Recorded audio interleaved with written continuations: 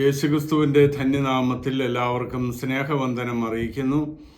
ദൈവവചനത്തിൻ്റെ മുൻപിൽ നമുക്ക് ഇപ്രകാരമായിരിക്കുവാൻ വീണ്ടും ഒരു അവസരം കൂടി കർത്താവ് ഒരുക്കി തന്നതോർത്ത് നന്ദിയോടെ സ്തുതിക്കുന്നു, സ്തോത്രം ചെയ്യുന്നു.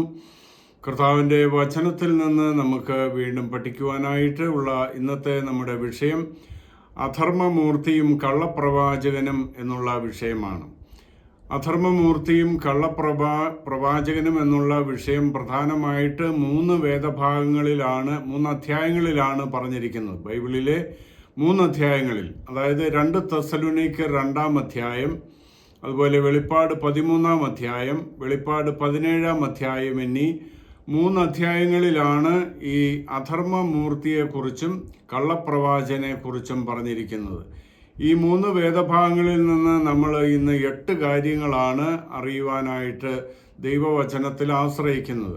കർത്താവിൻ്റെ വചനത്തിൽ നിന്നും ഈ വിഷയങ്ങൾ നമ്മൾ കണ്ടെത്തുകയാണ് ചെയ്യുന്നത്. എന്താണ് പറഞ്ഞിരിക്കുന്നത് എന്ന് നമ്മൾ അന്വേഷിക്കുകയാണ് ചെയ്യുന്നത്. ഒന്നാമത്തെ കാര്യം, അധർമ്മമൂർത്തി ക്രിസ്തുവിൻ്റെ 2-ാം വരവിന് മുൻപാണ് വെളിപ്പെട്ടു വരുന്നത് എന്നുള്ള വിഷയമാണ്. 2 തെസ്സലോനിക്കർ 2-ാം അധ്യായത്തിൽ പറഞ്ഞിരിക്കുന്നത്, ഇനി സഹോദരന്മാരെ, നമ്മുടെ കർത്താവായ യേശുക്രിസ്തുവിൻ്റെ പ്രത്യക്ഷതയും അവൻ്റെ അടുക്കലുള്ള നമ്മുടെ സമാഗമനവും സംബന്ധിച്ച് ഞങ്ങൾ നിങ്ങളോട് അപേക്ഷിക്കുന്നത് എന്ന് പറഞ്ഞുകൊണ്ടാണ് ഇത് തുടങ്ങുന്നത്. അപ്പോൾ ഇവിടെ യേശുക്രിസ്തുവിൻ്റെ പ്രത്യക്ഷതയെക്കുറിച്ചും കർത്താവിൻ്റെ അടുക്കൽ സഭ സംഗമിക്കുന്നതിനെക്കുറിച്ചുമാണ് ഇവിടെ പറഞ്ഞിരിക്കുന്നത്. ഈ വിഷയം 1 തെസ്സലോനിക്കർ 4-ാം അധ്യായത്തിൻ്റെ 16-17 വാക്യങ്ങളിൽ നമ്മൾ വായിക്കുന്നതാണ്, എല്ലാവർക്കും അറിയാവുന്നതാണ്. അവിടെ പറഞ്ഞിരിക്കുന്നത്, കർത്താവ് താൻ ഗംഭീരനാദത്തോടും പ്രധാന ദൂതൻ്റെ ശബ്ദത്തോടും ദൈവത്തിൻ്റെ കാഹളത്തോടും കൂടെ സ്വർഗത്തിൽ നിന്ന് ഇറങ്ങി വരികയും ക്രിസ്തുവിൽ മരിച്ചവർ മുമ്പേ ഉയർത്തെഴുന്നേൽക്കുകയും ചെയ്യും. പിന്നെ ജീവനോടെ ശേഷിക്കുന്നവരായ നാം അവരോട് ഒരുമിച്ച് ആകാശത്തിൽ കർത്താവിനെ എതിരേൽപ്പാൻ മേഘങ്ങളിൽ എടുക്കപ്പെടും. ഇങ്ങനെ നാം എപ്പോഴും കർത്താവിനോടുകൂടി ആയിരിക്കുമെന്നാണ് പറഞ്ഞിരിക്കുന്നത്. അപ്പോൾ ഇവിടെ യേശു കർത്താവിൻ്റെ ആ പ്രത്യക്ഷതയെക്കുറിച്ചും സഭ കർത്താവുമായിട്ട് സംഗമിക്കുന്നതിനെക്കുറിച്ചും പറഞ്ഞിരിക്കുന്നത് സ്വർഗത്തിൽ നിന്ന് ഇറങ്ങി വരുന്ന ഒരു വരവിനെ കുറിച്ചാണ്. ഇത് കർത്താവിൻ്റെ 2-ാം വരവാണ്. ഇത് കർത്താവിൻ്റെ പ്രത്യക്ഷതയാണ്. സഭ ആകാശത്തിൽ കർത്താവിനെ എതിരേൽപ്പാൻ മേഘങ്ങളിൽ എടുക്കപ്പെടും, അവിടെ സംഗമിക്കും, അല്ലെങ്കിൽ മീറ്റ് ചെയ്യും. അങ്ങനെയാണ് നമ്മൾ തിരുവചനത്തിൽ കാണുന്നത്.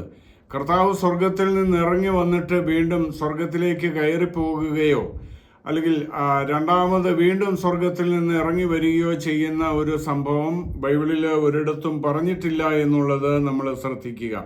അതുകൊണ്ട് ഇതാണ് യേശുക്രിസ്തുവിൻ്റെ ദിവസം എന്നിവിടെ പറഞ്ഞിരിക്കുന്നത്. ഇവിടെ 2 തെസ്സലോനിക്കർ 2-ാം അധ്യായത്തിൽ ഇവിടെ അതിൻ്റെ 2-ാമത്തെ വാക്യത്തിൽ പറയുന്നത്, കർത്താവിൻ്റെ നാൾ അടുത്തിരിക്കുന്നു എന്ന് വെച്ച് നിങ്ങൾ വല്ല ആത്മാവിനാലും വചനത്താലും ഞങ്ങൾ എഴുതി എന്നുള്ള ഭാവത്തിലുള്ള ലേഖനത്താലും വേഗത്തിൽ ഇളകുകയും ഞെട്ടിപ്പോവുകയും ചെയ്യരുത് എന്ന് ഇവിടെ നമ്മൾ വായിക്കുന്നു.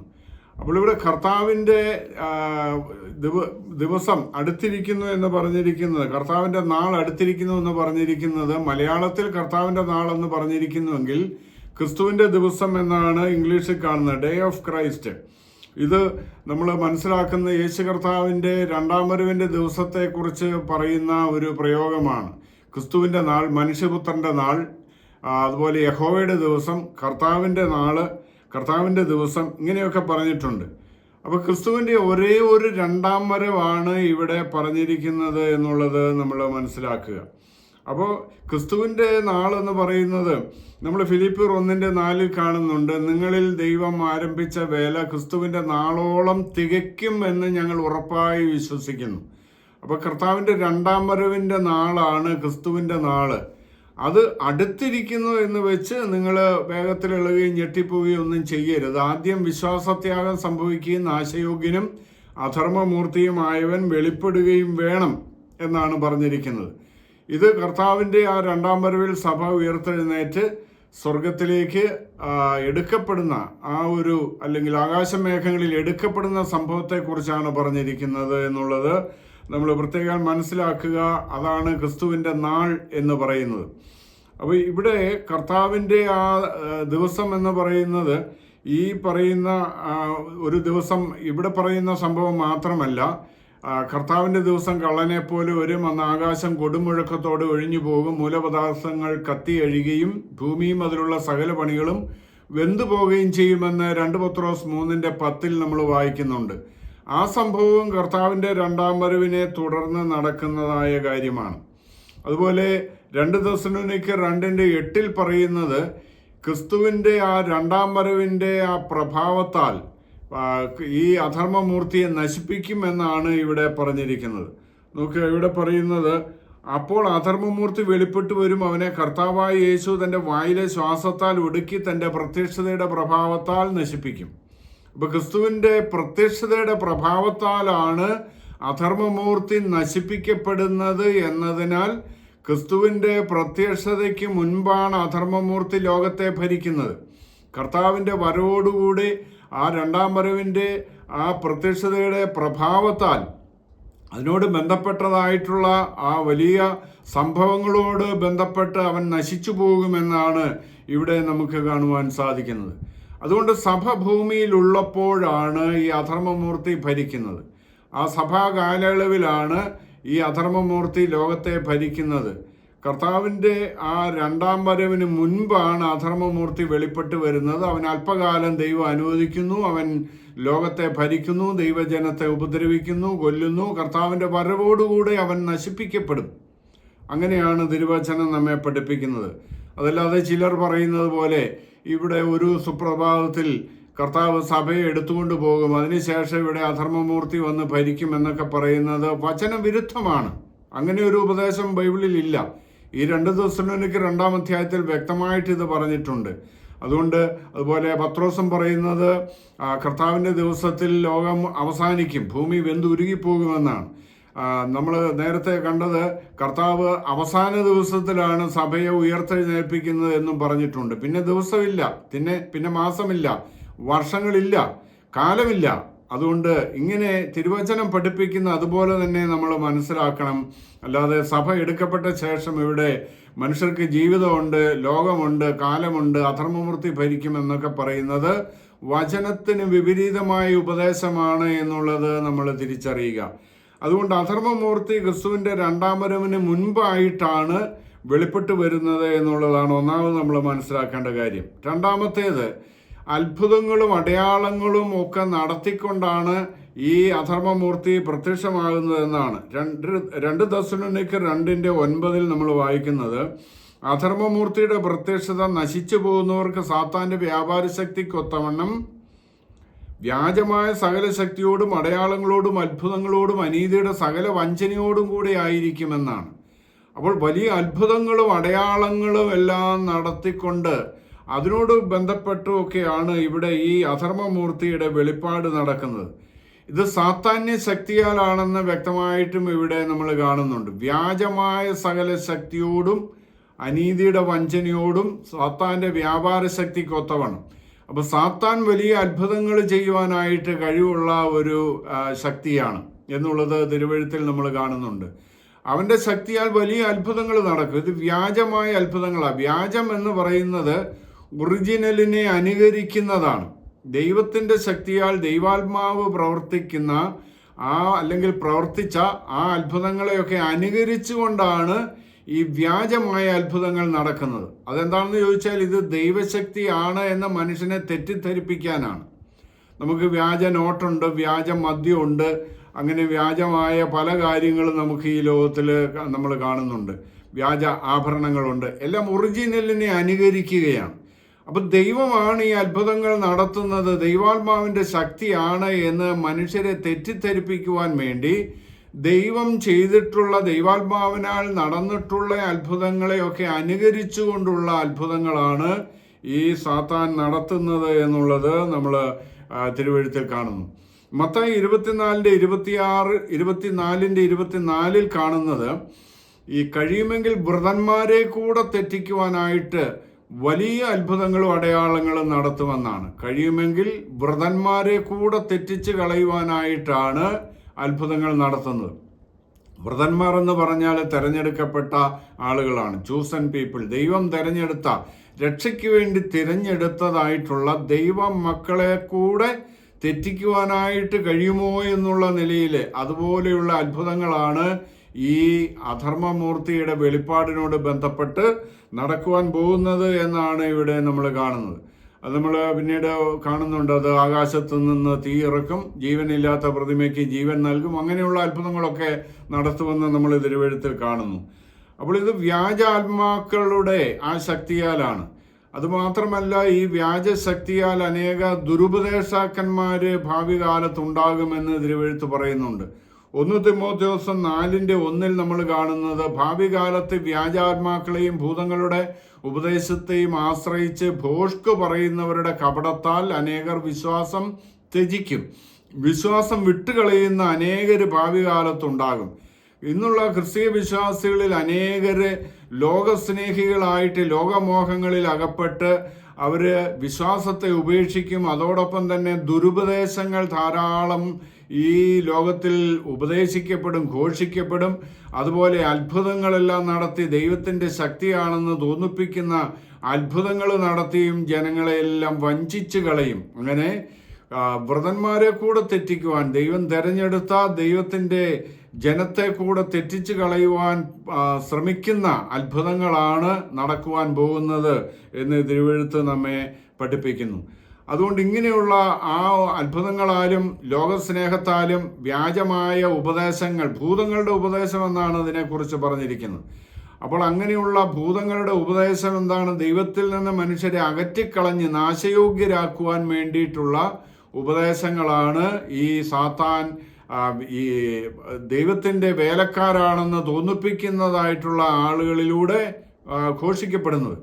അങ്ങനെ പഠിപ്പിക്കുന്നതിനാൽ അനേകർ വിശ്വാസം വിട്ടുകളയും, ഉപേക്ഷിക്കും. അതാണ് ഇവിടെ പറയുന്നതായിട്ടുള്ള വിശ്വാസത്യാഗം എന്ന് പറയുന്നത്. ഈ അപ്പോസ്റ്റസിയ എന്നുള്ള ഒരു ഗ്രീക്ക് വാക്കാണ്. ഇത് ഉപേക്ഷിച്ച് കളയുക എന്നുള്ളതാണ്. മോശയെ ഉപേക്ഷിച്ച് കളയുവാൻ നീ ഉപദേശിക്കുന്നു എന്നുള്ള ഒരു പ്രയോഗം അപ്പോസ്തല പ്രവൃത്തി 21 നമ്മൾ കാണുന്നുണ്ട്. അപ്പോൾ അങ്ങനെ ഉപേക്ഷിച്ച് കളയുന്ന ആ ഒരു കാര്യത്തെക്കുറിച്ച് പ്രയോഗിക്കുന്ന വാക്കാണ് അപ്പോസ്റ്റസിയ. അതിനുവേണ്ടി ഉപയോഗിക്കുന്ന വാക്കാണ്. അതുകൊണ്ട് വിശ്വാസം ഉപേക്ഷിച്ച് കളയുന്ന ആ ഒരു കാര്യം ഭാവി കാലത്തുണ്ടാകും. അതോടൊപ്പം തന്നെ ഈ അധർമ്മമൂർത്തിയുടെ പ്രത്യക്ഷതയും ഉണ്ടാകും. അത്ഭുതങ്ങൾ ധാരാളം നടക്കും എന്നാണ് തിരുവെഴുത്ത് നമ്മെ പഠിപ്പിക്കുന്നത്.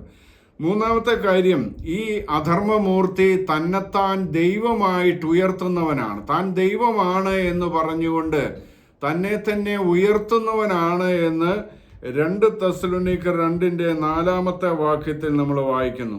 അവൻ ദൈവാലയത്തിൽ ഇരുന്നു കൊണ്ട് ദൈവമെന്ന് നടിച്ചു, ദൈവമെന്നോ പൂജാവിഷയമോ എന്ന പേരുള്ള സകലത്തിനും മീതെ തന്നെത്താൻ ഉയർത്തുന്ന എതിരാളി അത്രേ എന്നാണ് ഇവിടെ നമ്മൾ വായിക്കുന്നത്. അപ്പോൾ ഈ ലോകത്തിൽ ദൈവമെന്ന് സങ്കല്പിച്ച് മനുഷ്യർ അനേക ശക്തികളെ ആരാധിക്കുന്നുണ്ട്. ഇങ്ങനെ മനുഷ്യർ ആരാധിക്കുന്ന എല്ലാ ആ ദൈവിക സങ്കല്പങ്ങൾക്കും മീതെ അതിന് മുകളിലായിട്ട് തന്നെ തന്നെ ഉയർത്തുന്ന ഈ അധർമ്മമൂർത്തി എന്ന് പറയുന്ന ആള് ഞാൻ ദൈവമാണെന്നാണ്, ഞാൻ എല്ലാവരുടെയും ദൈവമാണെന്നാണ് അവകാശപ്പെടുന്നത്. ഞാനാണ് ദൈവം, ഞാൻ എല്ലാവരുടെയും ദൈവമാണ് എന്നുള്ള, എല്ലാ ജാതികളിലെയും ദൈവം, ഒരേ ഒരു ദൈവം ഞാനാണ് എന്ന് പറഞ്ഞുകൊണ്ട് ആ ദൈവത്തിൻ്റെ പ്രത്യക്ഷ രൂപമായിട്ട് തന്നെ തന്നെ ഉയർത്തുന്ന ഒരു അവസ്ഥയാണ് അന്നുണ്ടാകുന്നത് എന്ന് നമ്മളിവിടെ കാണുന്നു. അപ്പോൾ ദൈവമെന്ന് സങ്കല്പിച്ച് മനുഷ്യർ ആരാധിക്കുന്ന സകലത്തിനും മീതെ എന്ന് പറയുമ്പോൾ ദൈവമക്കൾ ആരാധിക്കുന്ന സത്യദൈവത്തിനും മീതെ തന്നെ തന്നെ ഉയർത്തും.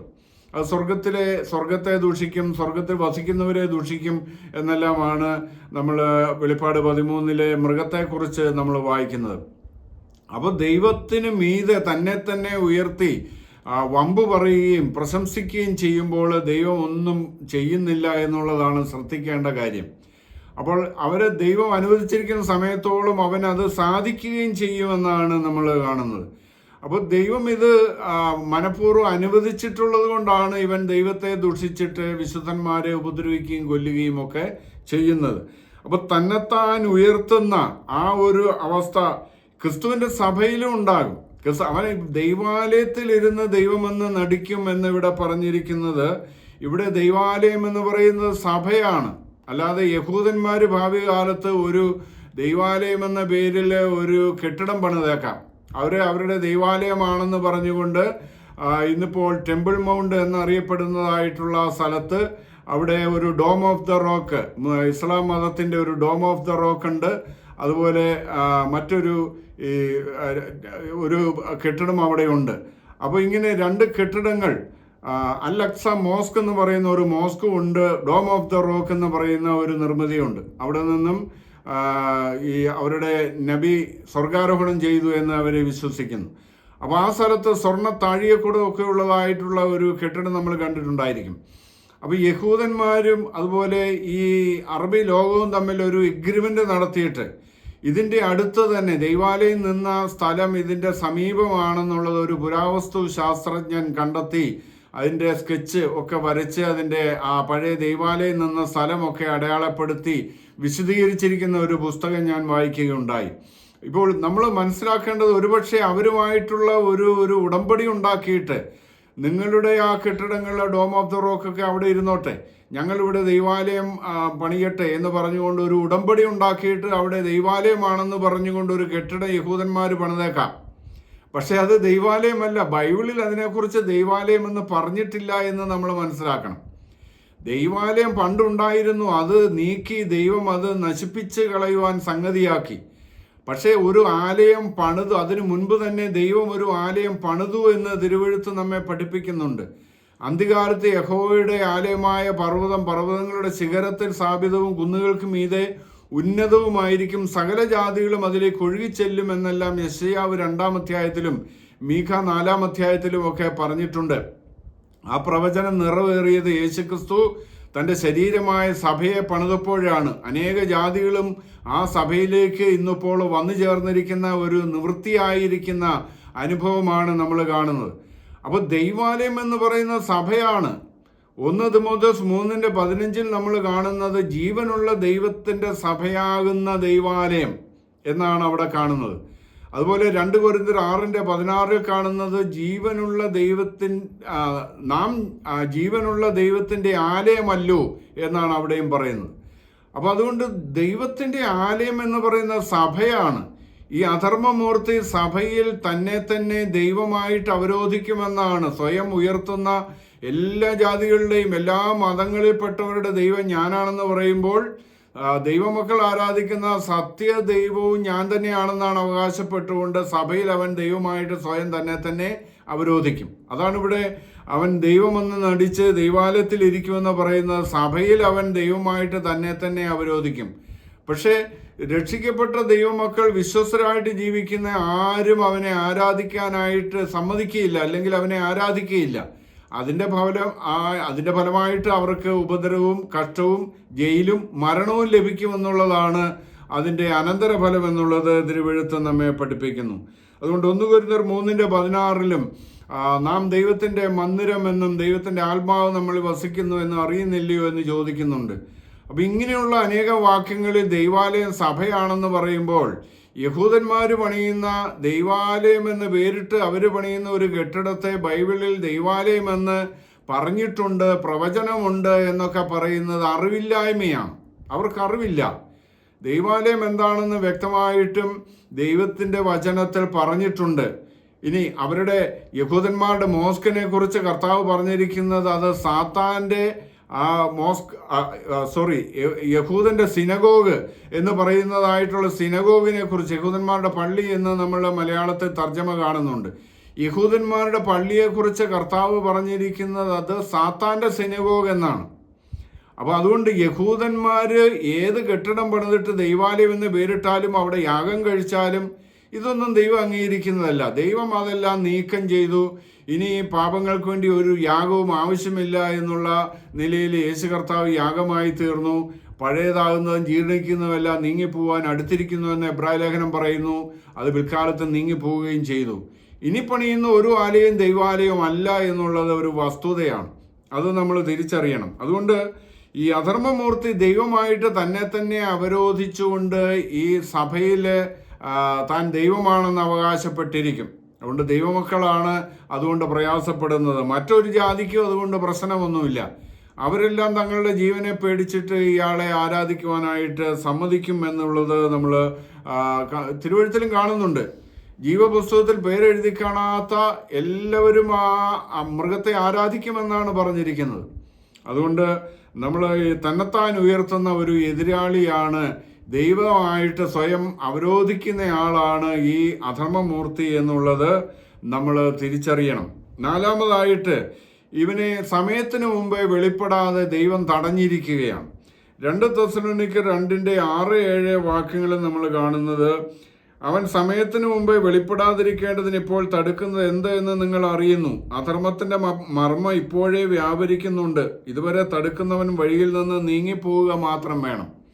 അപ്പൊ ദൈവം തടഞ്ഞിരിക്കുകയാണ്. ദൈവം ഈ അധർമ്മമൂർത്തി സമയത്തിന് മുൻപേ വരാതെ വണ്ണം തടഞ്ഞിരിക്കുകയാണ്. രാജാക്കന്മാരെ നീക്കുകയും വാഴിക്കുകയും ചെയ്യുന്നതെല്ലാം ദൈവമാണെന്നാണ് ദാനിയേൽ 2:21 കാണുന്നത്. ദൈവത്തിന്റെ പ്രവൃത്തിയാണ് അതെല്ലാം. രാജാക്കന്മാരെ വാഴിക്കുന്നതും ദൈവം, നീക്കുന്നതും ദൈവം. തനിക്ക് ഇഷ്ടമുള്ളവനെ അതിനെ ഏൽപ്പിച്ചു കൊടുക്കുന്നു. മനുഷ്യരിലെ അധമനായവനെ പോലും അതിനെ നിയമിക്കുന്നു എന്നാണ് ദാനിയേൽ പ്രവചനത്തിൽ നമ്മൾ വായിക്കുന്നത്. അതുകൊണ്ട് ദൈവജനത്തെ ഭരിക്കുകയും ഉപദ്രവിക്കുകയും കൊല്ലുകയും ചെയ്യുന്ന ഒരു മൃഗമാണ് ഈ വരുവാൻ പോകുന്നതായ അധർമ്മമൂർത്തി എന്നുള്ളത് തിരുവെഴുത്ത് നമ്മെ പഠിപ്പിക്കുന്നു. അപ്പോൾ ഇവൻ വെളിപ്പെട്ട് വരുവാൻ ഒരു സമയമുണ്ട്. അതിന് മുൻപുള്ളതായിട്ടുള്ള ചില ഭരണാധികാരികൾക്ക് ദൈവം കൊടുത്തിരിക്കുന്ന സമയമാണ് ഇപ്പോൾ.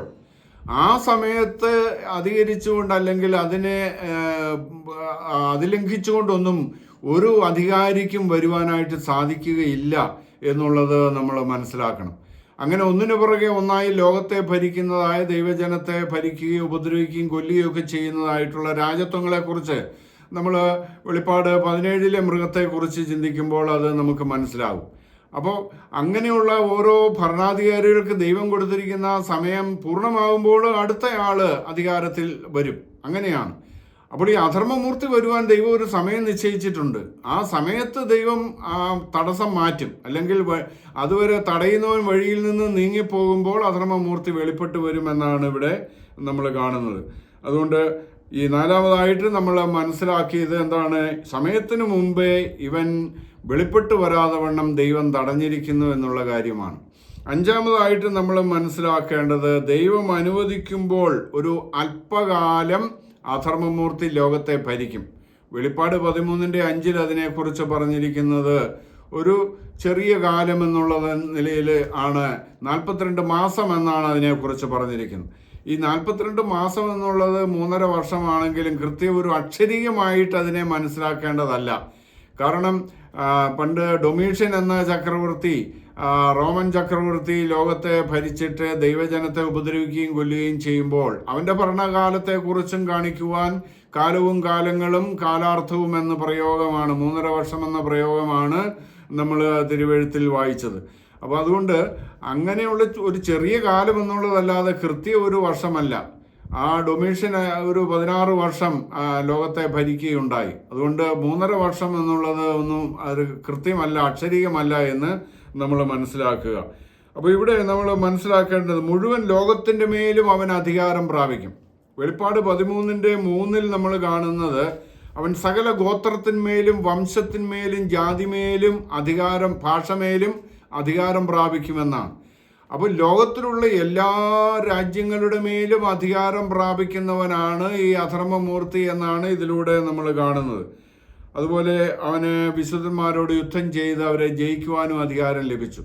അപ്പോൾ മുഴുവൻ ലോകത്തെ ഭരിക്കുന്ന ഒരു ഭരണാധികാരിയായിട്ട്, ഒരു ഏകലോക ചക്രവർത്തിയായിട്ടാണ് ഇവൻ വെളിപ്പെട്ട് വരുന്നതെന്ന് ഇവിടെ നമ്മൾ കാണുന്നു. അത് വെളിപ്പാട് 13:7 17-ാം അധ്യായത്തിൽ വെളിപ്പാട് 17 മൃഗത്തെക്കുറിച്ച് പറയുന്നിടത്തും അത് നമ്മൾ കാണുന്നുണ്ട്. അപ്പോൾ അതുകൊണ്ട് ഇവൻ്റെ കൂടെ പ്രവർത്തിക്കുവാൻ വേണ്ടി ഒരു മത നേതാവും കൂടെ ഉണ്ട് എന്നുള്ളതാണ് നമ്മൾ കാണുന്നത്. ഈ മത നേതാവാണ് കള്ളപ്രവാചകൻ എന്ന് പറഞ്ഞിരിക്കുന്നത്. കള്ളപ്രവാചകൻ എന്ന് പറയുവാൻ കാരണം, ഇവൻ ദൈവത്തിൻ്റെ അരുളപ്പാടാണ് പ്രസ്താവിക്കുന്നത്. ഈ ഏകലോക ചക്രവർത്തി ദൈവമാണെന്നും അയാളുടെ ആ വചനങ്ങളാണ്, അത് ദൈവത്തിൻ്റെ വചനങ്ങളാണ് എന്ന് പറഞ്ഞുകൊണ്ടാണ് അയാൾ ലോകത്തെ ഉപദേശിക്കുകയും കൽപ്പനകൾ പുറപ്പെടുവിക്കുകയും ചെയ്യുന്നത്. പക്ഷേ അതും കള്ളപ്രവാചകനാണ്. കാരണം അവൻ പറയുന്നത് സാത്താൻ സംസാരിക്കുന്നത് പോലെയാണ് അവൻ്റെ സംസാരമെന്നാണ് നമ്മൾ വെളിപ്പാട് 13-ാം അധ്യായത്തിൽ അതിൻ്റെ 11 മുതലുള്ള ചില വാക്യങ്ങൾ നമ്മൾ ശ്രദ്ധിക്കുമ്പോൾ അത് നമുക്ക് മനസ്സിലാകും. വെളിപ്പാട് 13:11 മുതൽ, മറ്റൊരു മൃഗം ഭൂമിയിൽ നിന്ന് കയറുന്നത് ഞാൻ കണ്ടു. അതിന് കുഞ്ഞാടിനുള്ളതുപോലെ 2 കൊമ്പുണ്ടായിരുന്നു. അത് മഹാസർപ്പം എന്ന പോലെ സംസാരിച്ചു. അത് ഒന്നാമത്തെ മൃഗത്തിന്റെ മുമ്പാകെ അതിന്റെ അധികാരമെല്ലാം നടത്തി ഭൂമിയെയും അതിൽ വസിക്കുന്നവരെയും മരണകരമായ മുറിവ് പുറത്തുപോയ ഒന്നാം മൃഗത്തെ നമസ്കരിക്കുമാറാക്കുന്നു.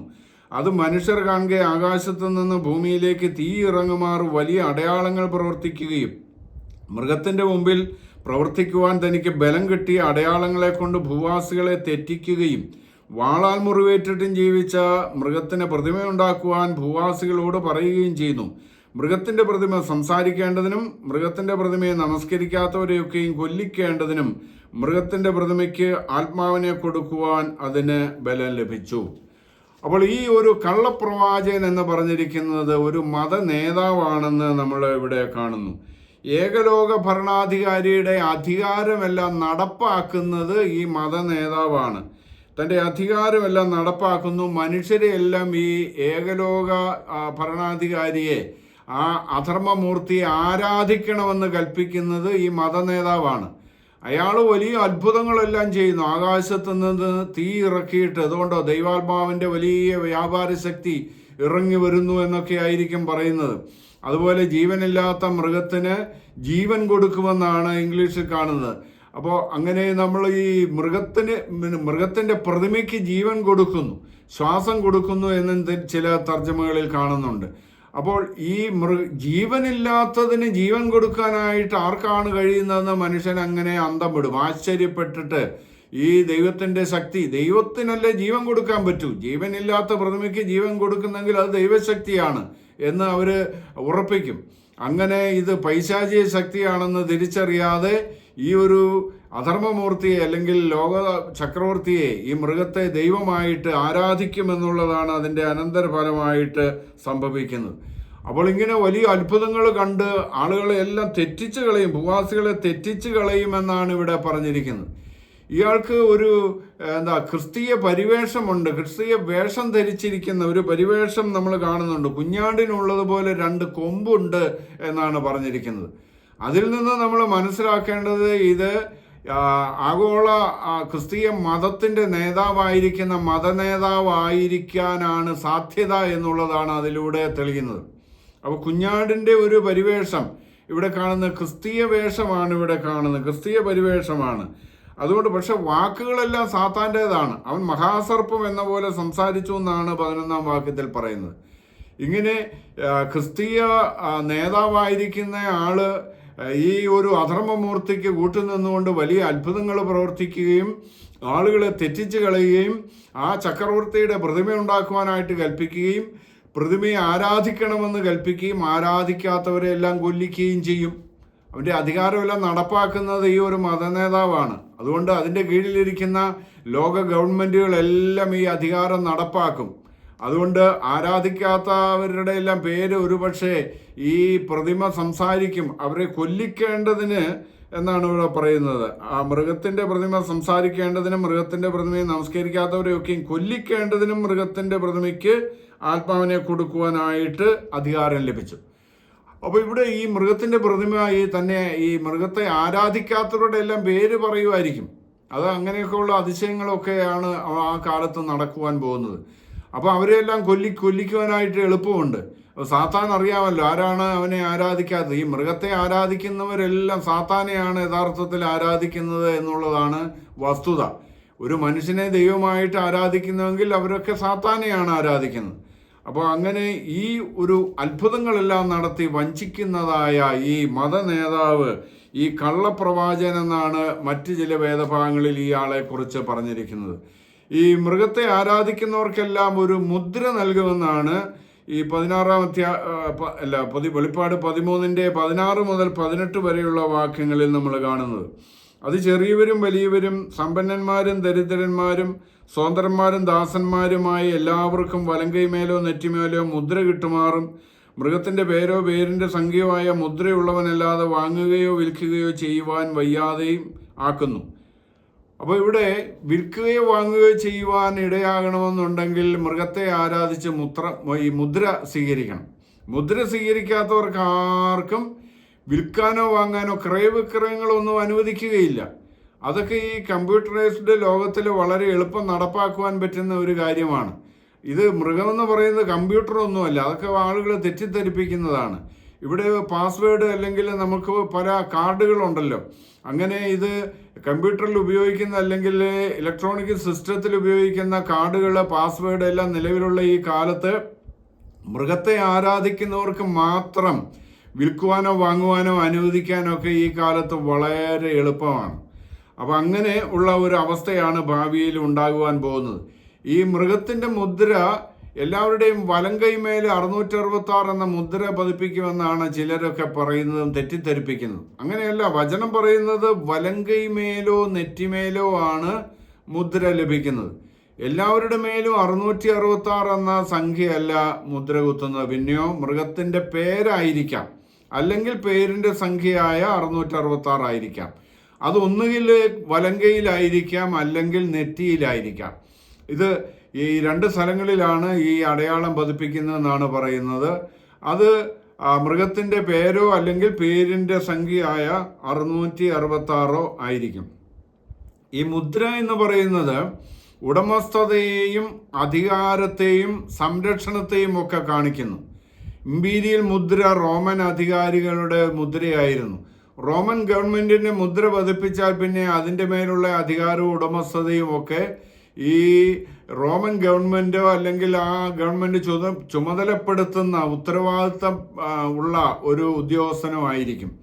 നമ്മുടെ കർത്താവിൻ്റെ കല്ലറയ്ക്ക് വലിയ കല്ല് ഉരുട്ടി വെച്ച് മുദ്ര വെച്ചതായിട്ടൊക്കെ നമ്മൾ കാണുന്നുണ്ട്. നമ്മുടെ ഗവൺമെന്റിൻ്റെ സ്ഥാപനങ്ങളിൽ പല മുദ്ര പതിപ്പിക്കുന്നതൊക്കെ സാധാരണമാണ്.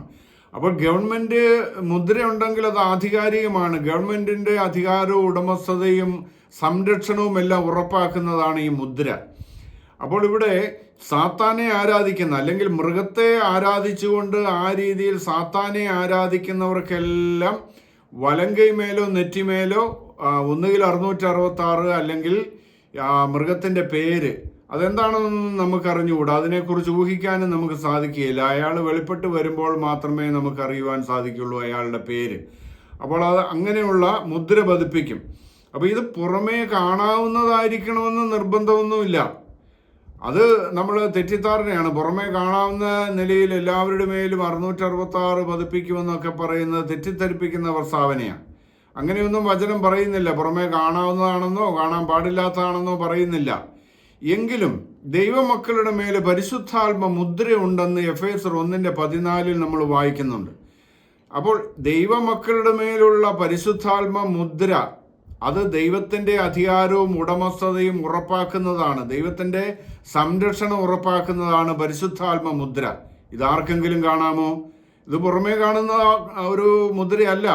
പുറമേ കാണാവുന്ന മുദ്ര അല്ല ദൈവമക്കളുടെ മേലുള്ളത് എന്നതുപോലെ ആയിരിക്കാം ഈ മൃഗത്തെ ആരാധിക്കുന്നവർക്കുള്ള മുദ്രയും. അവരുടെ മേൽ അധികാരമുള്ളത് പിശാചിനാണ് അല്ലെങ്കിൽ സാത്താനാണ്. അവരാരാധിക്കുന്നത് പിശാചിനെയാണ്.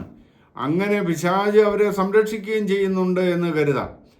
അവന് അനുവദിച്ചിരിക്കുന്ന സംരക്ഷണമൊക്കെ അവന് കൊടുക്കുവാനായിട്ട് സാധിക്കും. അപ്പോൾ അങ്ങനെയുള്ള ഒരു മുദ്രയെക്കുറിച്ചാണ് ഇവിടെ തിരുവെഴുത്ത് നമ്മെ പഠിപ്പിക്കുന്നത്. അല്ലാതെ പുറമേ കാണാവുന്നതാണെന്ന് ചിന്തിക്കേണ്ടതില്ല. ഇപ്പോൾ ഇവിടെ 3 ആറുകളാണ്. 6 എന്ന് പറയുന്നത് അപൂർണതയുടെ സംഖ്യയാണ്. 7 എന്ന് പറയുന്നത് പൂർണ്ണതയെ കാണിക്കുന്നതാണ്. 6-ാം ദിവസം സൃഷ്ടിക്കപ്പെട്ട മനുഷ്യൻ പാപം ചെയ്ത് മരണത്തിനിരയായി നാശയോഗ്യരായി തീർന്നു. 7 എന്ന് പറയുന്നത് ദൈവത്തിൻ്റെ സ്വസ്ഥതയായ ശബ്ബത്ത് നാളായ 7-ാം ദിവസം. അതിനെ സ്വസ്ഥത, ദൈവത്തിൻ്റെ സ്വസ്ഥത എന്നുള്ളത് നമ്മൾ എബ്രായ ലേഖനത്തിൽ കാണുന്നുണ്ട്. ദൈവത്തിൻ്റെ സ്വസ്ഥതയെ പ്രവേശിപ്പാനുള്ള ഇടം ശേഷിച്ചിരിക്കിയാൽ നാം വിശ്വസ്തരായിട്ട് അവിടെ പ്രവേശിക്കണമെന്ന് നമ്മൾ കാണുന്നുണ്ട്. അപ്പോൾ ഇത് ദൈവത്തിൻ്റെ ആ സ്വർഗീയ രാജ്യത്തിൽ എന്നെന്നും ജീവിക്കുന്ന നിത്യജീവിത അവകാശമാക്കുന്ന അനുഭവത്തെയാണ് കാണിക്കുന്നത്. മനുഷ്യന് സ്വയമേ ഈ ദൈവത്തിൻ്റെ സ്വസ്ഥതയായ നിത്യജീവിതത്തിൽ എത്തുവാനായിട്ട് സാധിക്കയില്ല. കാരണം മനുഷ്യർ അപൂർണരും അവർ പരാജയപ്പെട്ടവരും അവർ മരണത്തിനിരയായവരുമാണ്. അവർ നാശയോഗ്യരാണ് എന്നാണ് തിരുവെഴുത്ത് നമ്മെ പഠിപ്പിക്കുന്നത്. അപ്പോൾ 7 വിജയമുണ്ട്, ജീവനുണ്ട്, രക്ഷയുണ്ട്. എന്നാൽ 6 പരാജയവും മരണവും നാശവുമാണുള്ളത്. അതുകൊണ്ട് ഇതിനെയാണ് ഈ 3-6 കാണിക്കുന്നത്. പരാജയം, മരണം, നാശം എന്നുള്ള ആ ഒരു അവസ്ഥയാണ് കാണിക്കുന്നതെന്ന് വേണം മനസ്സിലാക്കാൻ. അല്ലാതെ വളരെ നിഗൂഢമായ എന്തെങ്കിലും കാര്യമുണ്ട് എന്ന് ചിന്തിക്കുന്നതിൽ വലിയ കാര്യമില്ല. ഇവിടെ ബുദ്ധിയുള്ളവൻ മൃഗത്തിൻ്റെ സംഖ്യ ഗണിക്കട്ടെ എന്ന് വെളിപ്പാട് 13:18 നമുക്ക് കാണുവാൻ സാധിക്കുന്നുണ്ട്. ഇവിടെ ജ്ഞാനം കൊണ്ട് ആവശ്യം, ബുദ്ധിയുള്ളവൻ മൃഗത്തിൻ്റെ സംഖ്യ ഗണിക്കട്ടെ. അതൊരു മനുഷ്യൻ്റെ സംഖ്യ എത്രയാണ്? അതിൻ്റെ സംഖ്യ 666. അപ്പോൾ ഒരു മനുഷ്യൻ്റെ സംഖ്യ, ഈ മനുഷ്യൻ എന്നുള്ള നിലയിൽ മരണമുള്ളവനാണ്, മർത്യനാണ്. അവൻ നിത്യജീവിതത്തിൽ അവൻ്റെ കഴിവുകൊണ്ട് എത്തുവാൻ സാധിക്കുകയില്ല. ദൈവത്തിൽ വിശ്വസിച്ച് ദൈവവചനം അനുസരിക്കുമ്പോഴാണ് അവന് നിത്യമായ ജീവിതത്തിൽ സ്വസ്ഥതയിൽ 7-ലെത്തുവാനായിട്ട് സാധിക്കുന്നത്. മനുഷ്യന് സ്വയം കിട്ടുന്നത് അവന് മരണവും പരാജയവും നാശവുമാണ് എന്നുള്ളത് നമ്മൾ കാണുന്നു. അതുകൊണ്ട് ഇവിടെ നമുക്ക് തീർച്ചയായിട്ടും ഒരു മനുഷ്യൻ്റെ സംഖ്യയാണ് ഈ മൃഗത്തിൻ്റെ സംഖ്യ എന്ന് പറയുമ്പോൾ, കേവലം പരാജയപ്പെട്ട് മരിച്ച് നാശത്തിലേക്ക് പോകുന്ന ഒരു മനുഷ്യനാണ് ഈ സകല മനുഷ്യരും ദൈവമായിട്ട് ആരാധിക്കുന്ന ഈ അധർമ്മമൂർത്തി, അല്ലെങ്കിൽ ഏകലോക ചക്രവർത്തി, അല്ലെങ്കിൽ ഈ ഏകലോക ഭരണാധിപൻ മൃഗം എന്നുള്ളത് തിരിച്ചറിയണം. അതിലാ ബുദ്ധി. ഈ ബുദ്ധി ഉപയോഗിക്കുന്നത് ഈ സംഖ്യ എല്ലാം കൂടെ ഗണിച്ച് കണക്ക് കൂട്ടി. ഒരു ആള് ഒരിക്കൽ പ്രസംഗിക്കുന്നത് കേട്ടു, കമ്പ്യൂട്ടർ എന്നുള്ള ആ വാക്കിൻ്റെ ഓരോ അക്ഷരങ്ങൾക്ക് ഓരോ വില കൽപ്പിച്ചിട്ട് അതെല്ലാം കൂടെ കൂട്ടി എടുത്തപ്പോൾ 666 ആണ് എന്നൊക്കെ സ്ഥാപിക്കുന്നത് കേട്ടു. ഇങ്ങനെയൊന്നും ചെയ്യുവാനല്ല ഇവിടെ പറഞ്ഞിരിക്കുന്നത്. ബുദ്ധിയുള്ളവന് ഇതൊരു മനുഷ്യൻ്റെ സംഖ്യയാണെന്ന് മനസ്സിലാക്കണം.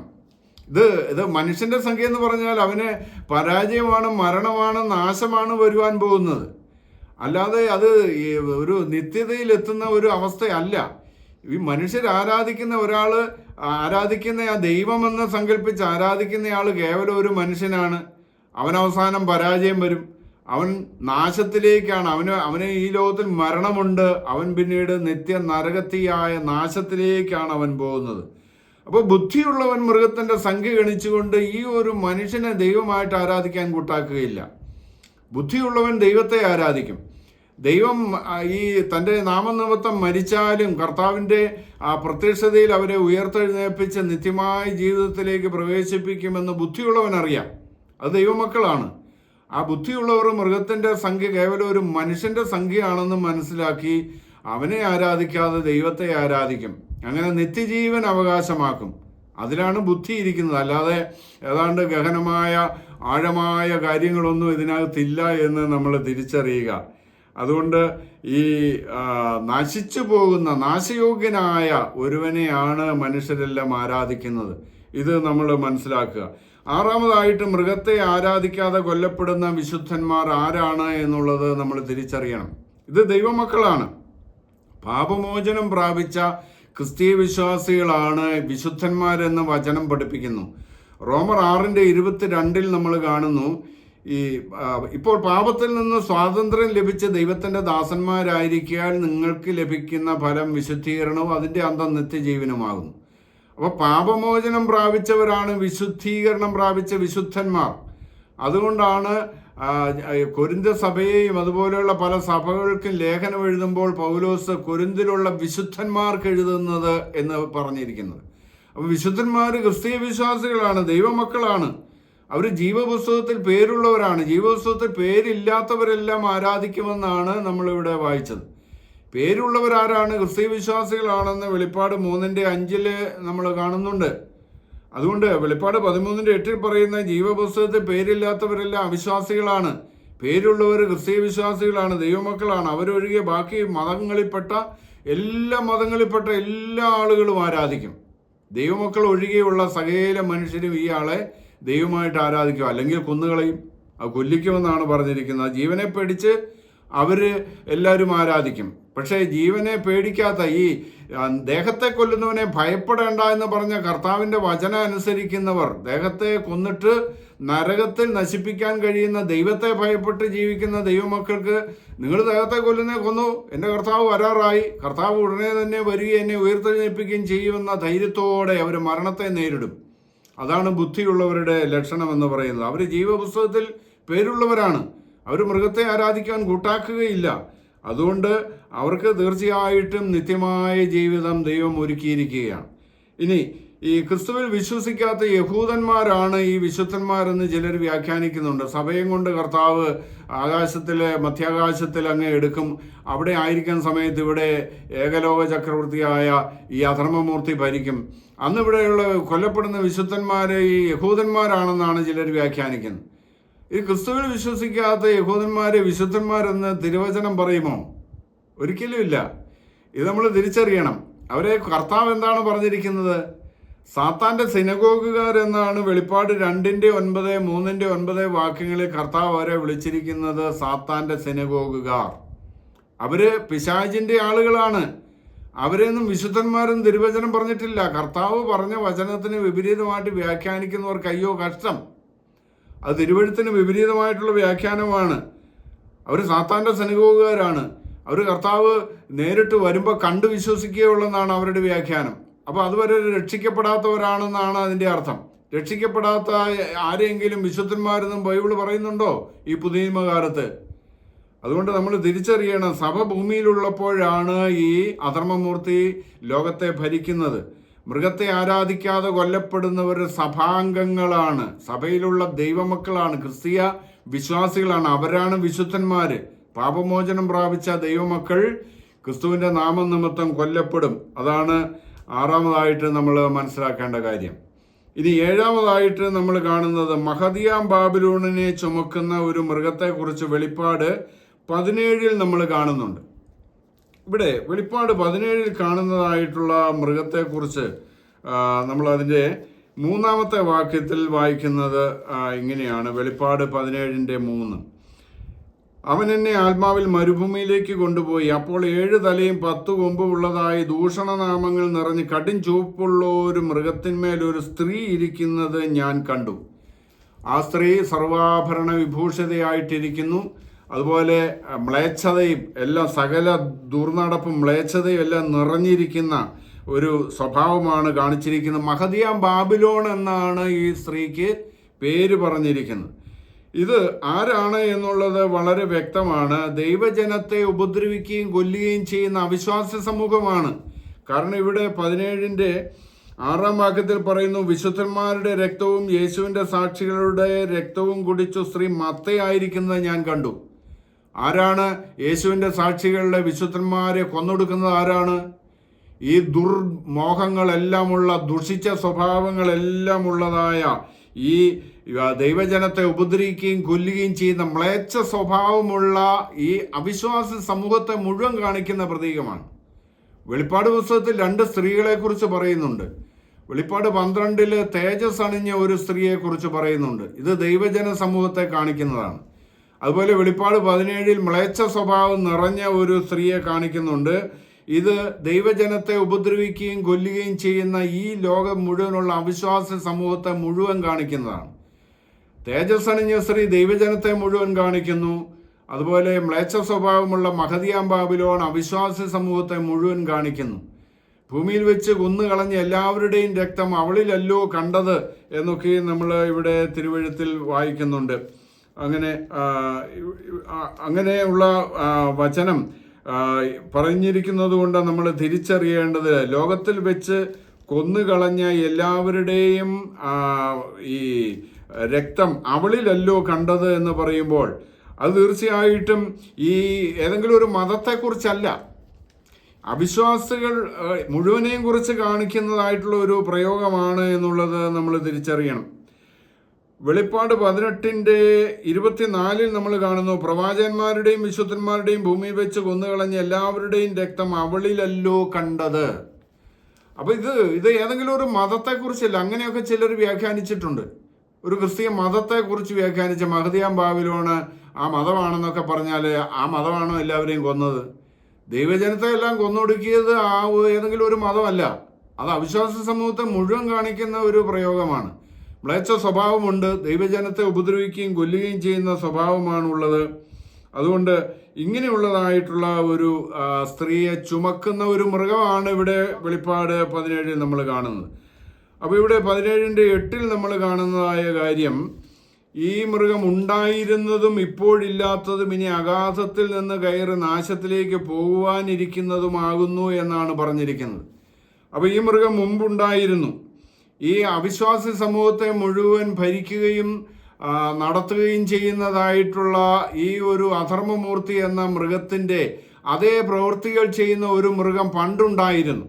മുമ്പുണ്ടായിരുന്നതും ഇപ്പോൾ ഇല്ലാത്തതും റോമ ഭരണം നടക്കുന്ന സമയത്ത്, റോമൻ ചക്രവർത്തിമാർ ഭരിക്കുന്ന കാലത്ത് ആ മൃഗമില്ല, ഇനി വരുവാനിരിക്കുന്നതാണ് എന്ന് പറഞ്ഞത് ഭാവി കാലത്ത് വരുവാൻ പോകുന്ന മൃഗമാണ്. പണ്ടുണ്ടായിരുന്നു. ഇതേപോലെയുള്ള ഒരു സ്വയം ദൈവമായിട്ട് ഉയർത്തുകയും ദൈവജനത്തെ ഉപദ്രവിക്കുകയും കൊല്ലുകയും അവരെ ഭരിക്കുകയും ഒക്കെ ചെയ്തതായിട്ടുള്ള ഒരു മൃഗം മുൻപുണ്ടായിരുന്നു.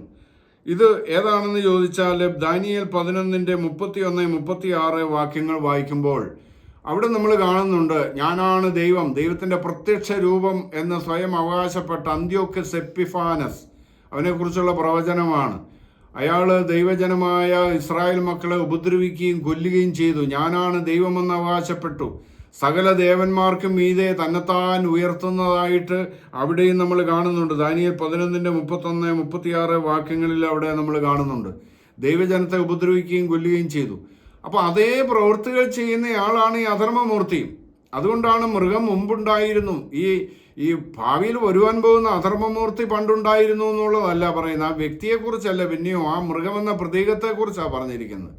ആ സ്വഭാവം കാണിക്കുന്ന അതേ നിലയിലുള്ള ഒരു ആള് പണ്ടുണ്ടായിരുന്നു. അതേ പ്രവർത്തനം ചെയ്യുന്നതായിട്ടുള്ള ആളാണ് അധർമ്മമൂർത്തിയും.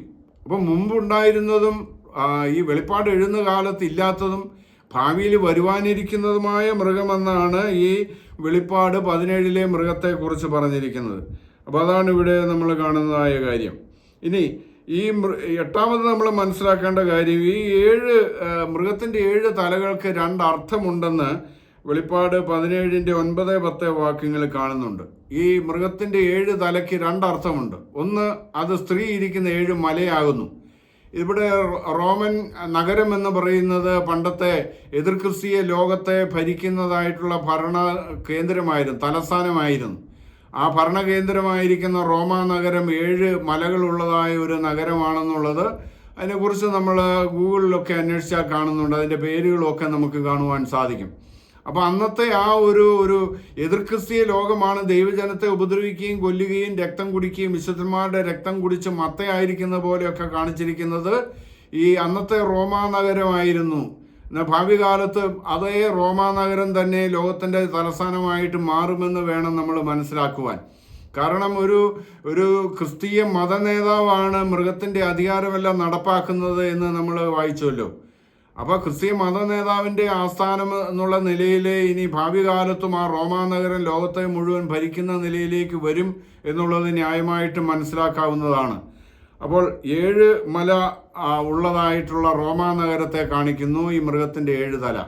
അതുപോലെ നമ്മൾ മറ്റൊരു കാര്യം വെളിപ്പാട് 17:9-10 വാക്യങ്ങളിൽ കാണുന്നത്, ഇത് 7 രാജാക്കന്മാരുമാകുന്നു എന്നാണ് 10ാം വാക്യത്തിൽ പറയുന്നത്.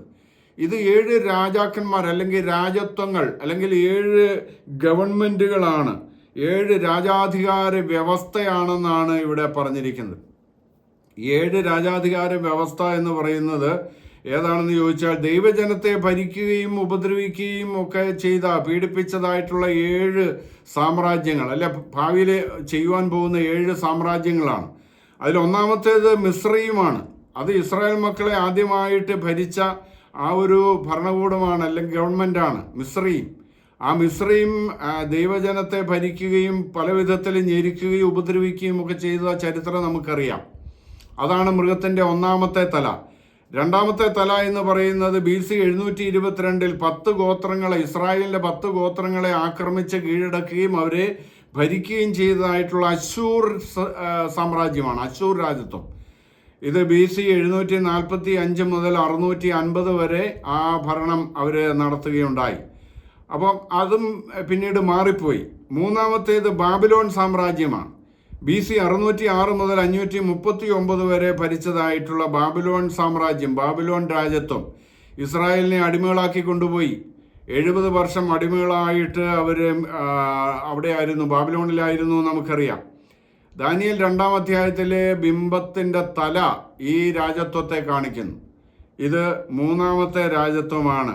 ആദ്യത്തേത് മിസ്രയീം, 2-ാമത്തേത് അശൂർ, 3-ാമത്തേത് ബാബിലോൺ, 4-ാമത്തേത് ബിംബത്തിന്റെ വെള്ളി കൊണ്ടുള്ള ഭാഗത്തെ കാണിക്കുന്ന പേർഷ്യൻ സാമ്രാജ്യമാണ്. മേദ്യ പേർഷ്യൻ സാമ്രാജ്യം BC 539 മുതൽ 336 വരെ ഭരണം നടത്തി. ദൈവജനത്തെ ഭരിക്കുകയും അവർക്കെതിരെ നിലപാട് സ്വീകരിക്കുകയും ചെയ്തു. എന്നാൽ പേർഷ്യൻ ഭരണാധികാരികൾ ഇസ്രായേൽ മക്കളെ അവരുടെ സ്വദേശത്തേക്ക് വിട്ടയക്കുകയൊക്കെ ചെയ്തിട്ടുണ്ട്. അപ്പോൾ ഒന്നിനു പുറകെ ഒന്നായിട്ട് വരുന്ന രാജത്വങ്ങൾ അല്ലെങ്കിൽ സാമ്രാജ്യങ്ങൾ അല്ലെങ്കിൽ ഭരണകൂടങ്ങളാണ് ഈ പറയുന്നതായിട്ടുള്ള മൃഗത്തിൻ്റെ 7 തല. 4-ാമത്തേത് മേദ്യ പേർഷ്യൻ സാമ്രാജ്യം എന്ന് കണ്ടു. 5-ാമത്തേത് ഗ്രീക്ക് സാമ്രാജ്യമാണ്. ഗ്രീക്ക് സാമ്രാജ്യം എന്ന് പറയുന്ന അലക്സാണ്ടർ ചക്രവർത്തിയുടെ സാമ്രാജ്യമാണ്. BC 336 പേർഷ്യൻ സാമ്രാജ്യത്തെ കീഴടക്കി 163 വരെ BC 163 എപ്പിഫാനസ്, അന്ത്യോക്കസ് എപ്പിഫാനസ് എന്ന് പറയുന്നതായിട്ടുള്ള ആ ഒരു രാജാവ് ഇസ്രായേൽ മക്കളെ അല്ലെങ്കിൽ യഹൂദന്മാരെ ഉപദ്രവിക്കുകയും കൊല്ലുകയും ചെയ്തു. ഈ ഗ്രീക്ക് സാമ്രാജ്യം ദാനിയേൽ പ്രവചനത്തിലെ ആ പ്രതിമയുടെ പിച്ചള കൊണ്ടുള്ള ഭാഗത്തെ കാണിക്കുന്നു. ഈ ഗ്രീക്ക് സാമ്രാജ്യവും വീണുപോയി. അപ്പോൾ ഇവിടെ മൃഗത്തെക്കുറിച്ച് പറഞ്ഞിരിക്കുന്നത്, ഈ മൃഗത്തെക്കുറിച്ച് നമ്മൾ ശ്രദ്ധിക്കുക. വെളിപ്പാട് 17:9-10 പറയുന്നു, ഇവിടെ ജ്ഞാനബുദ്ധിയുണ്ട്, തല 7 സ്ത്രീ ഇരിക്കുന്ന 7 മലയാകുന്നു, അവ 7 രാജാക്കന്മാരുമാകുന്നു. 5 പേര് വീണുപോയി, ഒരുത്തനുണ്ട്, മറ്റവൻ ഇതുവരെ വന്നിട്ടില്ല, വന്നാൽ പിന്നെ അവൻ കുറഞ്ഞോന്ന് ഇരിക്കേണ്ടതാകുന്നു. ഉണ്ടായിരുന്നതും ഇല്ലാത്തതുമായ മൃഗം 8-ാമത്തവനും 7-ൽ ഉൾപ്പെട്ടവനും തന്നെ എന്നാണ് പറഞ്ഞിരിക്കുന്നത്. അപ്പോൾ ഇവിടെ ഈ 5 പേര് വീണുപോയി എന്ന് പറഞ്ഞിരിക്കുന്നത്, മിസ്രയീം വീണുപോയി, അശൂർ വീണുപോയി, ബാബിലോൺ വീണുപോയി, പേർഷ്യൻ സാമ്രാജ്യം വീണുപോയി, ഗ്രീക്ക് സാമ്രാജ്യമാണ് 5-ാമത്തേത് വീണുപോയി. ഒരുത്തനുണ്ട് എന്ന് പറഞ്ഞിരിക്കുന്ന റോമൻ സാമ്രാജ്യമാണ്. വെളിപ്പാട് എഴുതിയ കാലത്ത് റോമൻ സാമ്രാജ്യം ഭരിക്കുന്ന കാലമാണ്. BC 63 മുതൽ ഈ സാമ്രാജ്യം ഭരിക്കുന്നു. ദാനിയേൽ 2-ലെ ബിംബത്തിന്റെ ഇരുമ്പ് കൊണ്ടുള്ള തുട ഈ ഒരു സാമ്രാജ്യത്തെ കാണിക്കുന്നു. അപ്പോൾ ഒരുത്തനുണ്ട്, മറ്റവൻ ഇതുവരെ വന്നിട്ടില്ല എന്ന് പറഞ്ഞിരിക്കുന്നത് ഒരു ഭിന്ന രാജ്യത്വമാണെന്ന് നമ്മൾ ദാനിയേൽ 2-ൽ കാണുന്നുണ്ട്. ദാനിയേൽ 2:41 ഈ 2 തുട ഇരുമ്പ് കൊണ്ടുള്ളതാണ്. അതിനുശേഷം കാലും കാൽവിരലും ഇരുമ്പും കളിമണ്ണും തമ്മിൽ ഇടകലർന്നതായിട്ട് കാണിക്കുന്നതിന് നമ്മൾ വായിക്കുന്നുണ്ട്. അപ്പോൾ കാൽവിരല് ഒക്കെ ഇരുമ്പും കളിമണ്ണും ഇടകലർന്ന്, കുറച്ച് ഇരുമ്പ്, പിന്നെ കളിമണ്ണ്, പിന്നെ ഇരുമ്പ്, പിന്നെ കളിമണ്ണ്, ഇങ്ങനെയൊക്കെയാണ് വന്നിരിക്കുന്നത്. ഇപ്പം ഇത് ഒരു ഭിന്ന രാജ്യത്വം അല്ലെങ്കിൽ വിഭജിക്കപ്പെട്ട രാജ്യം, ഡിവൈഡഡ് കിങ്ഡം എന്നാണ് ഇതിനെക്കുറിച്ച് ഇംഗ്ലീഷിൽ പറഞ്ഞിരിക്കുന്നത്. അപ്പോൾ ഇവിടെ പാതി ഇരുമ്പും പാതി കളിമണ്ണുമാകുന്നു. അപ്പോൾ ശക്തവും ബലഹീനമായിട്ടുള്ള ഈ കാലത്തിലെ എല്ലാ രാജ്യങ്ങളെയും കാണിക്കുന്നതാണ് ഈ ഒരു സാമ്രാജ്യം, ഡിവൈഡഡ് കിങ്ഡം. റോമൻ സാമ്രാജ്യം ക്ഷയിച്ചു പോയ ശേഷം അനേക രാജ്യങ്ങളായിട്ട് നിലനിൽക്കുന്ന ഇന്നത്തെ കാലത്തെ ആ അവസ്ഥയാണ് ഇവിടെ കാണുന്ന ഡിവൈഡഡ് കിങ്ഡം, വിഭജിക്കപ്പെട്ടതായിട്ടുള്ള സാമ്രാജ്യം. ഈ ലോകത്തിലെ സകല രാജ്യങ്ങളെയും ചേർത്ത് ഒരു ഒറ്റ സാമ്രാജ്യമായിട്ട് ഇവിടെ ദൈവം കാണുകയാണ്, അല്ലെങ്കിൽ ഒരു രാജ്യത്വമായിട്ട് കാണുകയാണ്. അത് ഡിവൈഡ് ചെയ്ത് പോയതാണ്, അനേക രാജ്യങ്ങളെ കാണിക്കുന്നു. ഈ ബിംബത്തിന്റെ 10 കാൽവിരൽ എന്ന് പറഞ്ഞിരിക്കുന്ന ലോകത്തിലെ സകല രാജ്യങ്ങളെയും കാണിക്കുന്നു. ഓരോ കാൽവിരലും ഇരുമ്പും കളിമണ്ണും എന്നുള്ള നിലയിൽ ഉള്ളതായിട്ടുള്ള അനേക രാജ്യങ്ങളെ കാണിക്കുന്നു. 10 എന്നുള്ള സംഖ്യ ഇവിടെ ലോകത്തിലെ സകല രാജ്യങ്ങളെ, ഇന്നുള്ള ലോകത്തിലെ എല്ലാ രാജ്യങ്ങളെയും കാണിക്കുന്നു എന്ന് നമ്മൾ മനസ്സിലാക്കണം. ഇനി നീ കണ്ട മൃഗം 8-ാമത്തവനാന്ന് പറയുമ്പോൾ ഈ പറയുന്ന ഈ ഡിവൈഡഡ് കിങ്ഡം, ഇന്ന് നിലവിലുള്ള ഈ ഒരു രാജത്വകാലത്തിന് ശേഷം വരുവാൻ പോകുന്നതായിട്ടുള്ള അധർമ്മമൂർത്തിയുടെ ആ ഒരു ഭരണമാണ് ഇനി സംഭവിക്കാൻ പോകുന്നത്. അപ്പോൾ ഈ മൃഗത്തിൻ്റെ പൂർണ്ണ രൂപത്തിലുള്ള ആ ഒരു അവസ്ഥ വരുവാൻ പോകുന്നതേ ഉള്ളൂ.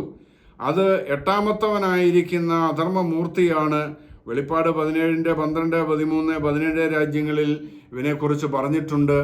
അപ്പോൾ ഇവിടെ ഭാവി കാലത്ത് ലോകത്തിലെ സകല രാജ്യങ്ങളെയും കാണിക്കുന്ന മൃഗത്തിൻ്റെ 10 കൊമ്പുകൾ, ഈ 10 എന്നുള്ളത് ലോകത്തിലെ എല്ലാ രാജ്യങ്ങളെയും കാണിക്കുന്നു. ഈ ലോകരാജ്യങ്ങളിലെ എല്ലാ ഭരണത്തലവന്മാരും ഈ ഏകലോക ചക്രവർത്തിക്ക് തങ്ങളുടെ അധികാരം ഏൽപ്പിച്ചു കൊടുക്കുമെന്നാണ് പറഞ്ഞിരിക്കുന്നത്. വെളിപ്പാട് 17, 12, 13 വാക്യങ്ങളിൽ നമ്മളിത് കാണുന്നുണ്ട്. അതുപോലെ അതിൻ്റെ 17-ാം വാക്യത്തിൽ നമ്മൾ കാണുന്നു, ദൈവത്തിൻ്റെ വചനം നിവൃത്തിയാകുവോളം തൻ്റെ ഹിതം ചെയ്യുവാനും ഒരേ അഭിപ്രായം നടത്തുവാനും തങ്ങളുടെ രാജത്വം മൃഗത്തിന് കൊടുക്കുവാനും ദൈവം അവരുടെ ഹൃദയത്തിൽ തോന്നിച്ചു എന്നാണ് പറഞ്ഞിരിക്കുന്നത്. അപ്പോൾ തങ്ങളുടെ അധികാരം ശക്തിയും എല്ലാം മൃഗത്തിന് ഏൽപ്പിച്ചു കൊടുക്കുന്നു എന്ന് 13-ാം വാക്യത്തിൽ പറയുന്നുണ്ട്. അപ്പോൾ ഈ ലോകത്തിലെ സകല ഭരണത്തലവന്മാരിൽ ലോകരാജ്യങ്ങളുടെ പ്രസിഡന്റ് അല്ലെങ്കിൽ പ്രധാനമന്ത്രിമാർ ഭാവി കാലത്ത് ഈ അധർമ്മമൂർത്തി പ്രത്യക്ഷമായി വരുന്ന സമയത്ത് നീ ഞങ്ങളെല്ലാം ഭരിച്ചോ, ഞങ്ങളുടെ അധികാരമെല്ലാം നിനക്ക് കീഴ്പ്പെട്ടിരിക്കുകയാണ്, നീ ലോകത്തെ മുഴുവൻ ഭരിച്ചോ, ഞങ്ങളുടെ അധികാരം നിനക്ക് കീഴ്പ്പെട്ടിരിക്കും എന്ന് പറഞ്ഞുകൊണ്ട് ഇവരെല്ലാവരും തങ്ങളുടെ അധികാരം ഈ മൃഗത്തിന് ഏൽപ്പിച്ചു കൊടുക്കും എന്നാണ് പറഞ്ഞിരിക്കുന്നത്. എന്തുകൊണ്ട്? ദൈവം അവരുടെ ഹൃദയത്തിൽ തോന്നിച്ചത് കൊണ്ടാണെന്ന് നമ്മൾ മറന്നു പോകരുത്. നമ്മൾ ഈ അവിശ്വാസികളെല്ലാം ഈ ഒരാൾ ലോകം മുഴുവൻ ഭരിക്കുന്ന കാണുമ്പോൾ അതിശയിച്ച് അന്തം വിടും. ദൈവമക്കൾക്കറിയാം ഇത് ദൈവം അനുവദിച്ചിട്ട് നടക്കുന്നതാണ്, ഇതിൻ്റെ പിന്നിൽ ദൈവമാണ്. പക്ഷേ ഇത് അല്പകാലമേ ഉള്ളൂ. ഈ ലോക ഗവൺമെൻറ്റുകളെല്ലാം, ഈ ലോകത്തിലെ എല്ലാ ഭരണാധികാരികളും തങ്ങളുടെ അധികാരം മൃഗത്തിന് ഏൽപ്പിച്ചു കൊടുത്ത്, സാത്താൻ തൻ്റെ അധികാരം മൃഗത്തിന് കൊടുത്ത് ദൈവമക്കളെല്ലാം ഉപദ്രവിക്കുകയും കൊല്ലുകയും ചെയ്യും. പക്ഷേ അവസാനം എന്താണ് സംഭവിക്കാൻ പോകുന്നത്? നമ്മളിതിൻ്റെ അവസാനം 17-ന്റെ വെളിപ്പാട് 17-ന്റെ 18-ാം വാക്യത്തിൽ കാണുന്നു, 16-ാം വാക്യം, നീ കണ്ട 10 കൊമ്പ് മൃഗവും വേശ്യയെ ദ്വേഷിച്ച് ശൂന്യവും നഗ്നവുമാക്കി അവളുടെ മാംസം തിന്നുകളയുകയും അവളെ തീ കൊണ്ട് ദഹിപ്പിക്കുകയും ചെയ്യും. അപ്പോൾ ഈ അധർമ്മമൂർത്തിയും അവന് കീഴ്പ്പെട്ടിരിക്കുന്ന ലോകരാഷ്ട്രങ്ങളുടെ തലവന്മാരും എല്ലാം ചേർന്ന് ഈ ലോകത്തെ മുഴുവൻ ചുട്ടുകരിക്കുമെന്നാണ് ഈ പറഞ്ഞിരിക്കുന്നതിൻ്റെ അർത്ഥം. ഈ അവിശ്വാസി സമൂഹം അവസാനം അവർക്ക് കിട്ടേണ്ടത് അവർക്ക് കിട്ടും. ഈ ഭരണാധികാരികളും ഗവൺമെൻറ്റുകളെല്ലാം അവസാനം തമ്മിൽ ശത്രുതയുണ്ടായി അന്യോന്യം യുദ്ധം ചെയ്ത് ലോകത്തെ മുഴുവൻ ചുട്ട് ദഹിപ്പിച്ച് കളയുന്ന സംഭവമാണ് ഭാവിയിൽ വരുവാൻ പോകുന്നത് എന്ന് തിരുവെഴുത്ത് വ്യക്തമായി പറയുന്നു. ദൈവത്തിനും ദൈവജനത്തിനുമെതിരെ ഒന്നിച്ചു നിന്ന് യുദ്ധം ചെയ്ത് അവരെ ഈ ലോകത്തിൽ ജീവിക്കുവാൻ സമ്മതിക്കാതെ അവരെ കൊന്നൊടുക്കിയവർക്ക് അവസാനം പകരം കിട്ടും. അവരെല്ലാവരും ഈ ഭരണാധികാരികൾ തന്നെ അതുവരെ അവരെ ആരാധിച്ചിരുന്നതായിട്ടുള്ള ജനസമൂഹത്തെ നശിപ്പിച്ച് അവിടെ ദഹിപ്പിച്ച് കളയുന്ന, അതൊക്കെ അണുബോംബെല്ലാം ഉപയോഗിച്ചുകൊണ്ടാണെന്ന് നമ്മൾ മനസ്സിലാക്കാം. ബോംബുകളെല്ലാം ഉപയോഗിക്കും ഭാവി കാലത്ത്. ലോകം ശ്മശാനം പോലെ ആയിത്തീരുമെന്നാണ് യെശയ്യാ 24-ലൊക്കെ നമ്മൾ കാണുന്നത്. അപ്പം അതുകൊണ്ട് ലോകം മുഴുവൻ അവസാനം നശിക്കുവാൻ പോകുകയാണ്. അതാണ് ഈ ലോകത്തിലെ അധർമ്മമൂർത്തി എന്ന മൃഗവും ഈ മതനേതാവ് എന്ന കള്ളപ്രവാചകനും ചേർന്ന് നടത്തുവാൻ പോകുന്ന ഭരണത്തിൻ്റെ അവസാനം ലോകത്തിൻ്റെ അവസാനമായിരിക്കും. അവിശ്വാസികളുടെ ഒക്കെ നാശമായിരിക്കും. അതുകൊണ്ട് ഈ അധർമ്മമൂർത്തിയും ഈ മതനേതാവും അല്ലെങ്കിൽ കള്ളപ്രവാചകനും ചേർന്ന് നടത്തുന്നതായിട്ടുള്ള ദൈവ നിഷേധവും ദൈവജനത്തെ ഉപദ്രവിക്കുന്നതിൻ്റെ ഫലം അവസാനം അവരനുഭവിക്കും. അവരെ നരകത്തിലേക്ക് ജീവനോടെ തള്ളിക്കളയുമെന്നാണ് വെളിപ്പാട് 19-ൽ കാണുന്നത്. അതുകൊണ്ട് ഇതൊക്കെ ഭാവി കാലത്ത് സംഭവിക്കാൻ പോകുന്ന കാര്യമാണ്.